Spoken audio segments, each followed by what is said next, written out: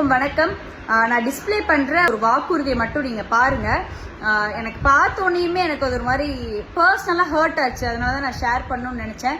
மதசார்பு இல்லாத ஒரு கட்சி அப்படின்னு நம்ம சொல்றாங்க திராவிட முன்னேற்ற கழகத்தை. மதசார்பு இல்லை அப்படின்னா என்ன அப்படின்னா இஸ்லாமும் இல்லை, கிறிஸ்டியானிட்டியும் இல்லை, ஹிந்துவும் இல்லை, இந்து மதமும் இல்லை அப்படிங்கிறது தான்.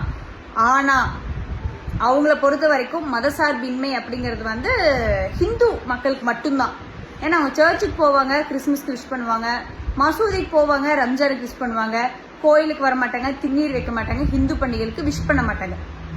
ஹிந்து மக்கள் யாராவது திமுக கோட்டு போடுறீங்கன்னா, ஆராச சொன்னார்ல கோயில்கள் இடிச்சோன்னு, இன்னொருத்தர் பேசினல டிஆர் பாலு அத்தனை கோயில் இடிச்ச, சரஸ்வதி கோயில் இடிச்ச எல்லாம் பெருமையா பேசினார்ல, அவருக்குலாம் உங்களுக்கு ஓட்டு போட்டீங்கன்னா யோசிச்சு பாருங்க. நம்ம அடையாளம் தான் நம்மளுடைய வாழ்வாதாரம். நம்ம அடையாளத்தை அழிச்சிட்டா நம்ம வாழ முடியாது. அதுக்கு தான் அவங்க ட்ரை பண்றாங்க.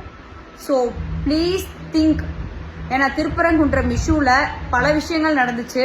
பூர்ணச்சந்திரன் உயிர் தியாகம் பண்ணாரு, அவருக்கு ஒரு மோட்ச தீபம் ஏற்ற முடியல. தீபம் ஏற்றணும்னு சொல்லி கந்த சஷ்டி கவசம் கோயில உட்காந்து படிக்க விடலைங்க. திருவாசகத்தை படிக்க விடுறதில்ல கோயில்ல. அறநிலைத்துறை எவ்வளவு மோசமா செயல்பட்டு இருக்குன்னு தெரியும். ஸோ சாமி கும்பிடுற எல்லா ஹிந்து மக்களும் கொஞ்சம் சிந்திச்சுட்டு திமுக கோட்டு போடுங்க. எனக்கு எல்லா மதத்தில் இருக்கிற சகோதர சகோதரிகளும் வேணும்.